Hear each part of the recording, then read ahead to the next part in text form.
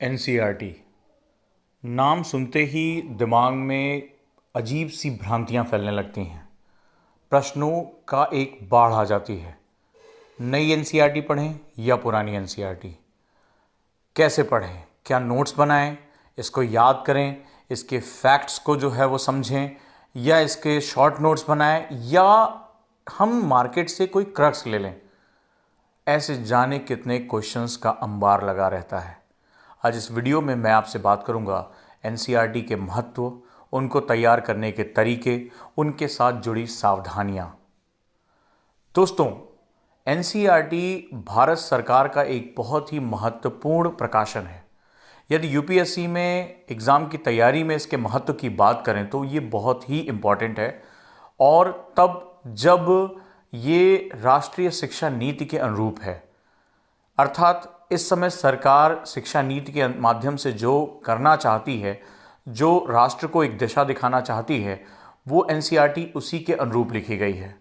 विद्वानों का एक पैनल है जो इसको लिखता है, और इसको लिखने का जो मकसद है वो केवल आपको फैक्ट्स देना नहीं है, साथ ही साथ आपकी बौद्धिक जागरूकता, आपकी अवेयरनेस, आपकी समझ को बढ़ाना है। समझ शब्द का जब मैं इस्तेमाल करता हूं तो इसका मतलब होता है कि मैं कॉन्सेप्ट डेवलपमेंट के बारे में बात कर रहा हूं। कई बार हम कहते हैं कि एग्ज़ाम के लिए कॉन्सेप्ट क्लियर होना चाहिए, पर ये कॉन्सेप्ट होता क्या है? जब आप एनसीईआरटी की बुक्स को छठी क्लास से 12वीं क्लास तक अध्ययन करते हो तो आप देखते हो कि उसमें बच्चों के, यानी छठी क्लास के एक बच्चे के दिमाग के माध्यम से, उसके सीखने की क्षमता के माध्यम से उसमें इंफॉर्मेशन दी गई है। जैसे छठी क्लास का आप भूगोल उठाकर देखेंगे तो वहाँ पर आपको पृथ्वी के अंतरतम के बारे में जानकारी रहेगी, लेकिन वो जानकारी केवल कोर, मेंटल और परपटी के बारे में छोटी सी जानकारियाँ दी हैं, कार्टून के माध्यम से बात करता है। लेकिन जब वही आप 11th क्लास की एनसीईआरटी पढ़ते हो तो बहुत इन डेप्थ में जाता है। सीस्मिक वेव यानी भूकंप तरंगों के बारे में बात करता है, छाया क्षेत्र के बारे में बात करता है, और उसके आधार पर पृथ्वी के अंतरतम की जानकारी देता है। यानी छठी क्लास में आपने देखा कि जहां उसी विषय को उससे परिचित कराया गया था 11th क्लास में, क्योंकि इस दौरान आप लगभग 5 सालों का एक जो है वो दायरा पार कर चुके हैं, और उसी में आपको उसके टेक्निकल, उसके जो वैज्ञानिक पहलू हैं उससे आपको परिचित कराया गया। तो इसका सीधा सा मतलब है कि जो सीखने की प्रक्रिया होती है वो एनसीईआरटी के साथ सीधे सीधे इन्वॉल्व है। आप स्टेप बाय स्टेप आगे बढ़ते जाते हो और सीखते हो। ये एक महत्वपूर्ण तथ्य है जो मैंने अपने अनुभव से सीखा है। सीखना एक धीमी और निरंतर प्रक्रिया होता है, लेकिन हमारा स्टूडेंट सबसे बड़ी गलती क्या करता है? वो ढेर सारी एनसीईआरटीज़ लेकर आता है और वो लगता है कि हम इसको जल्दी से एक जो है वो एक रीडिंग मारेंगे और एनसीईआरटी हम बहुत आसानी से सीख जाएंगे। लेकिन एनसीईआरटी की जो सबसे खूबसूरत बात है वो है कॉन्सेप्ट को डेवलप करना। कॉन्सेप्ट किसे कहते हैं?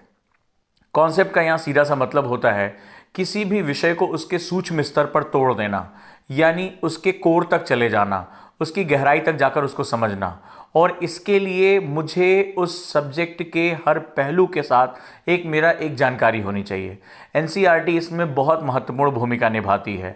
ये लगभग 6 वर्षों के दायरे में प्रवाहित होती है, कक्षा 6 से 12 तक, और यहाँ पर धीरे धीरे आपको लगभग अन्य विषयों से उसको इंटरलिंक करती चली जाती है, जोड़ती चली जाती है।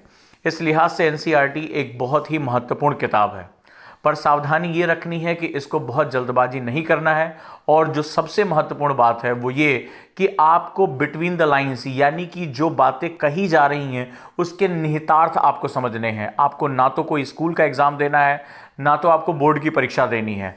आपको उस इन्फॉर्मेशन को यूपीएससी के लिहाज से इस्तेमाल करना है, और इसके लिए आपको एनसीईआरटी पढ़ते समय जो सबसे बड़ी सावधानी रखनी पड़ेगी वो है उसके निहितार्थ को समझना, इसकी मीनिंग को समझना। इसको बिटवीन द लाइंस कहते हैं, यानी कि दो बातें जो कही जा रही हैं उसका मतलब क्या निकाला जाएगा, उनको आपस में कैसे जोड़ा जाएगा, जलवायु और वनस्पति को कैसे जोड़ा जा सकता है, मिट्टी और वनस्पति को कैसे जोड़ा जा सकता है, मिट्टी और जलवायु को कैसे जोड़ा जा सकता है, जलवायु और संस्कृति को कैसे जोड़ा जा सकता है, और इन सभी का समुच्चय बनाकर मुझे प्रश्नों का उत्तर देना है।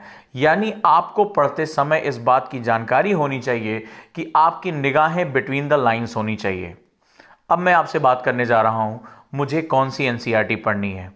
तो मैं इसको फंडामेंटल 5 के नाम से कहता हूं, यानी हिस्ट्री, ज्योग्राफी, पॉलिटी, साइंस और इकोनॉमिक्स।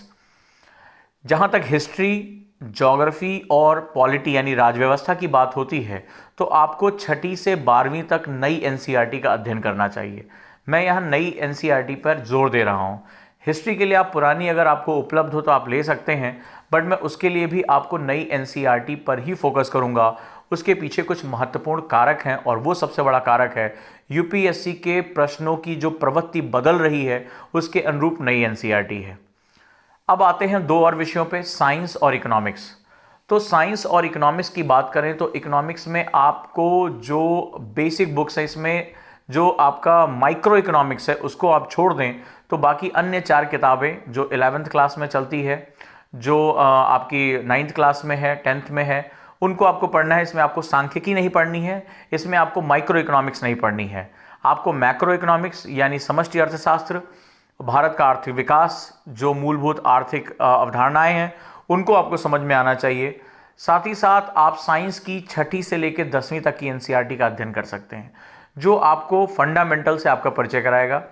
यूपीएससी के लिए 11वीं और 12वीं की एनसीईआरटी कोई बहुत ज़्यादा महत्व नहीं रखती है, वो बहुत डेप्थ में चली जाती है और आपको वहाँ तक टच करने की आवश्यकता नहीं है। आपकी 6ठी से 10वीं तक आप अवधारणा को बहुत क्लियर कर लेंगे। तो ये रहा हमें उसको क्या पढ़ना है। अब देखते हैं इसको कैसे पढ़ना है।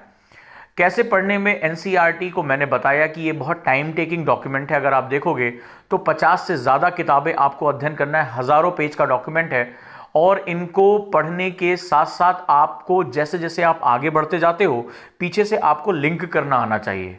क्या करेंगे आप इसकी 3 रीडिंग सुनिश्चित करिए। पहली रीडिंग हम लोग नॉवेल लाइक रीडिंग कहते हैं, यानी आप एनसीईआरटी को रुचिपूर्वक, जैसे आप कॉमिक्स पढ़ते हो, नॉवेल पढ़ते हो, उस तरह आप बिना नोट्स बनाए, बिना किसी अपने आर्ग्यूमेंट के, आप इसको इंटरेस्ट के लिए, अपनी एप्टीट्यूड को डेवलप करने के लिए आप इसको पढ़ जाओ।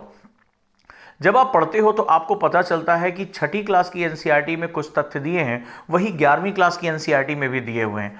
जो 9th क्लास में दिया हुआ है वही एनसीईआरटी 11th क्लास के सेकेंड पार्ट में दिया हुआ है।